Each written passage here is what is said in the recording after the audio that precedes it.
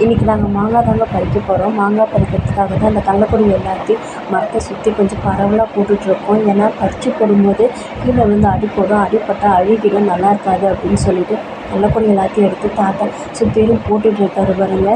போட்டு முடிச்சதுக்கப்புறம் அவர் மரத்தில் ஏறி பறித்தார் மாங்காவை. ஆனால் அந்த மரம் ஃபுல்லாக ஒரு சிகப்பு எறும்புங்க.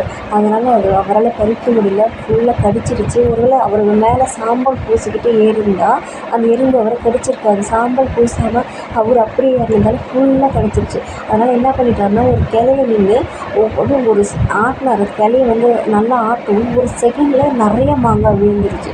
ஆனால் என்ன ஒன்றுனா, இந்த நாங்கள் கள்ளக்குடி எடுத்து போட்டோம்ல, அந்த சைடு விழாமல் ஃபுல்லாக தோட்டத்து சைடு வாழைத்தோப்பு கீழே நிறைய விழுந்துருச்சு பாருங்கள்.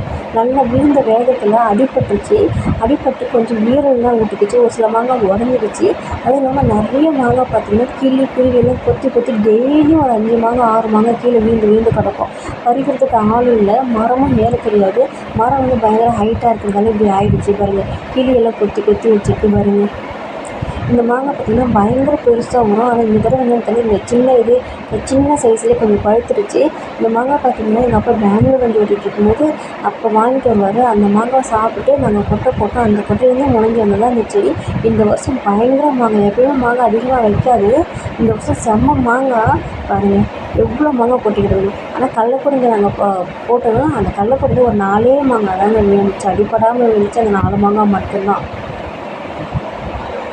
ஆனால் சாப்பிட்றதுக்கு செம்ம டேஸ்ட்டாக இருக்கும் அந்த மாங்காய். இப்போ நான் மாங்காய் வந்து எடுத்து அடுக்கி ஒன்றா அடுக்கி வச்சுருந்தேன். நான் பாப்பா என்ன பண்ணேன், நான் அடுக்க தொடர்ந்து கலைச்சிக்கிட்டே இருந்தேன். அந்த மாங்காய் பார்த்தோன்னே அவளுக்கு ரொம்ப ஹாப்பியாகிடுச்சு. அவளுக்கு மாங்காய்னா ரொம்ப பிடிக்கும். அது பழுத்த மாங்காய்னா ரொம்ப ஹாப்பியாக இருப்பாள், நல்லா சாப்பிடுவாள்.